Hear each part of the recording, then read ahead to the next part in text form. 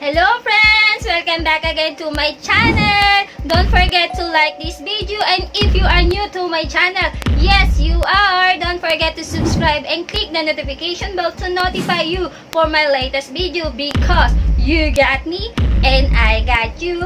Don't forget to leave a message in the comment box below and I'll be back to you. I promise! Welcome! Welcome! Welcome!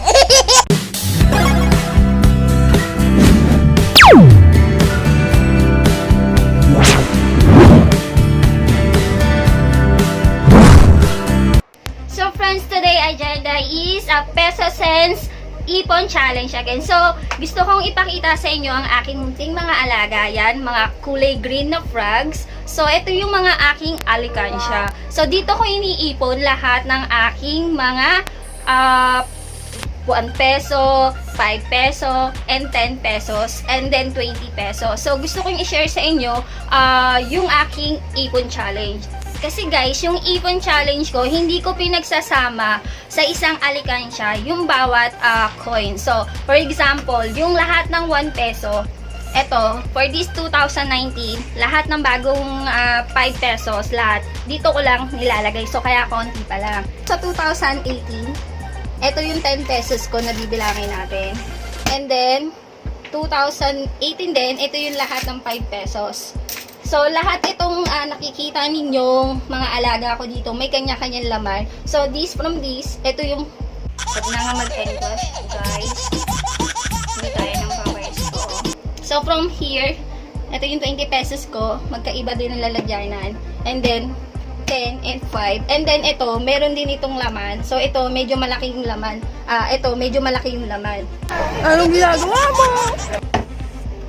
And then dito meron din. So dito ko nilalagay ngayon yung bagong dito ko ngayon nilalagay yung bagong 50 pesos ko kasi hindi ko pa nilalagay sa bangko yung 50 pesos na naibilang ko. So pagsasabay-sabayin ko kasi yung paglalagay sa bangko pag nabilang ko na to lahat para isa. So ngayon meron na akong naiipon for 2019 na 50 pesos. Ayan. And then, meron din tayong, so, dalawang beses na kasi napuno itong 20 pesos. Then, naitago ko na yung iba, inilagay ko na dito, yan, yung 20. And then, meron din akong 200 pesos na ipon challenge. Friends, before I start the counting, I have a special shout out because I would like to thank these particular people, Miss Gracel Santos, kasi nanalo ako sa kanyang giveaway na 100 load. Thank you, Miss Gracel Santos. And also to Isa Williams, I won to her giveaway 1,000 pesos. It's really big help. I want to Miss Beautiful Mind, yung giveaway niya ng $20. Thank you so much! I really appreciate it talaga. Thank you, thank you, thank you. And also to all my silent viewer, to my other social media friends, especially in Facebook, hello to Leomar Arniego aka Yok Arniego, and to her beautiful girlfriend na si Miss Isay Castillo, and to my friend Lolo Ves, to Arvin Ordonez. Hello! Thank you for supporting me! So let's go guys! Let's count all these peso cents challenge!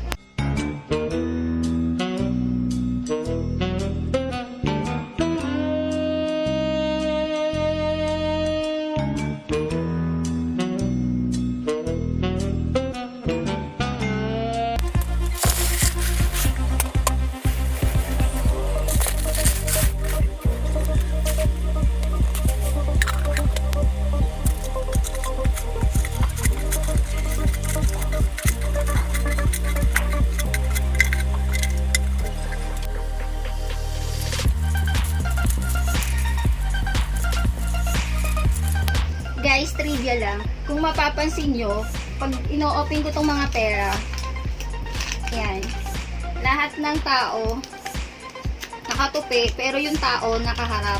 mas maganda pag tutupiin nyo yung pera tapos ilalagay nyo sa alikansya na nakaharap para hindi nyo tinatalikuran yung grasya. Mas marami kayong grasya may papasok sa alikansya nyo. Okay ba?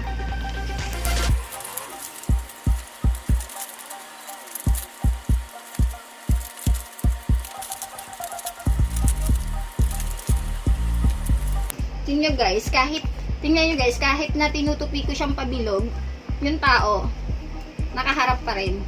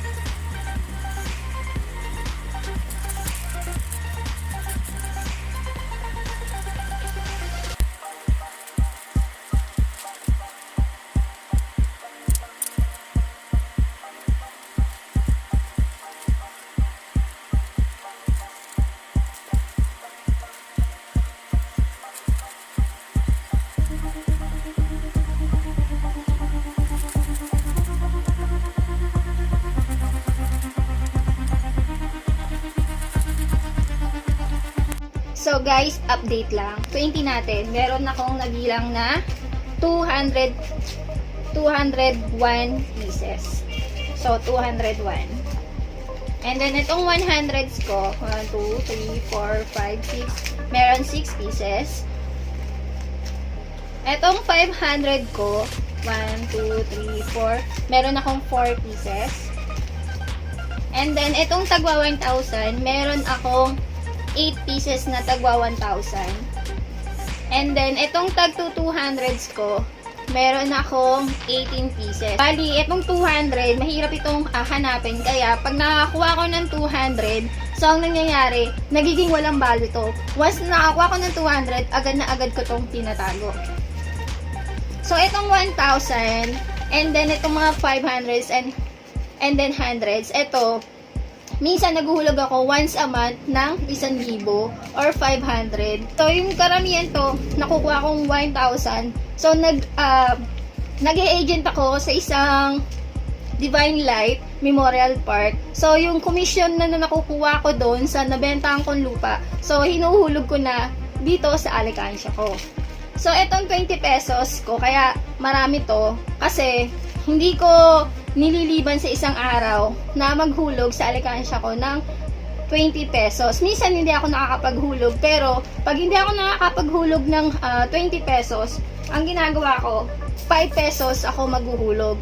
And then itong 10 pesos, eto, kaya mas marami akong 10 pesos, kasi bihira lang din ako makakuha ng 10 pesos, nagiging no value rin ito sa akin. So, lahat ng nakukuha kong 200 and 10 pesos na buo, automatic, sa alikansya ko to uhulog. So guys, sa coins naman tayo magbibilang.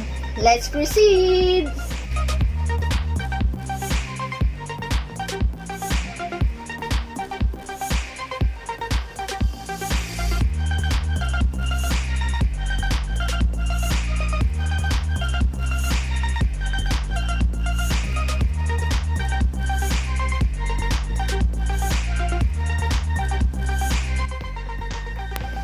Now guys, sa 10 pesos naman tayo. So nabilang ko na, segregate ko na siya na tag 10 bawat isang layer. So, start na tayo ngayon sa 10 pesos. Let's count it!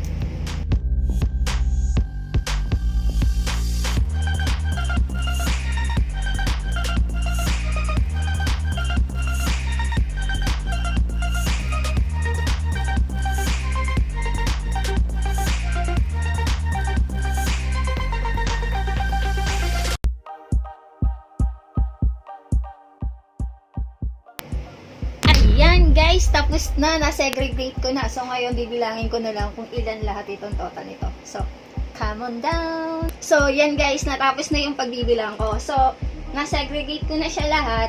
So ngayon bibilangin natin ulit. So re-remind ko kayo, itong tag-1,000, ang bilang nito is 8 tag-1,000. So, pangit, 800. 500, apat na piraso equals of 2,000.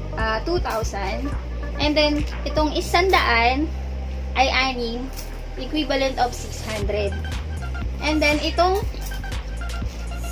200 ko is 18 pieces. Magkakalaga ng 3,600. And then, itong 20 pesos ko is 201, amounting of 4,020.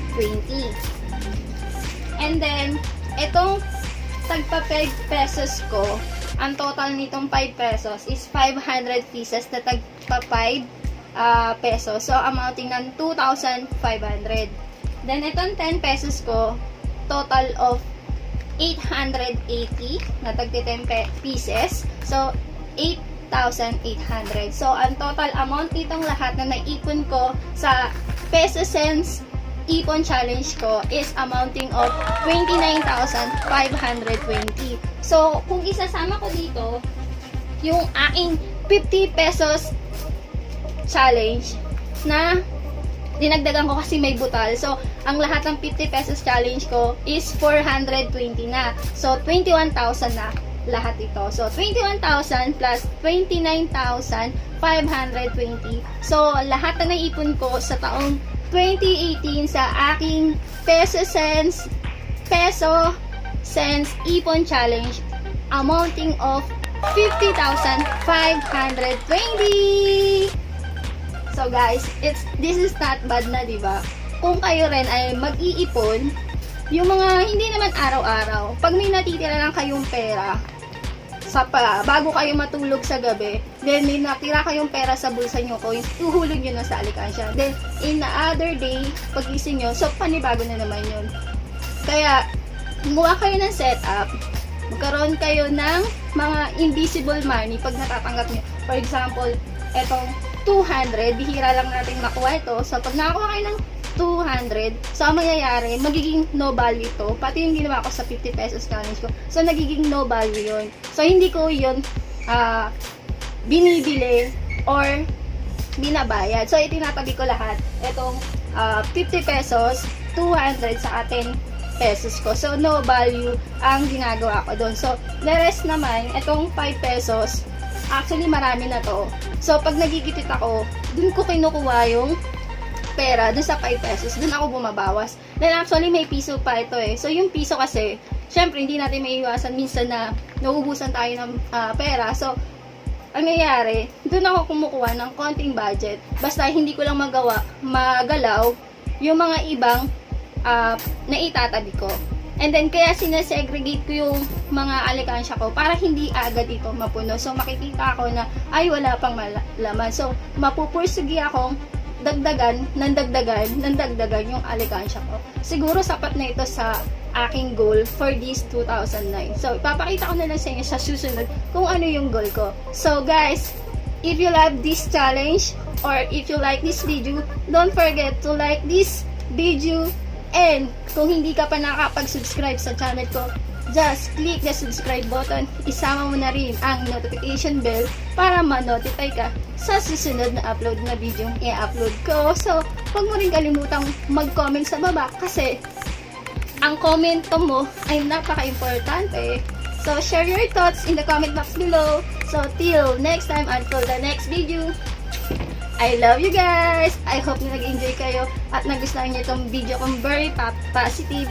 Till next time! Love you! Bye!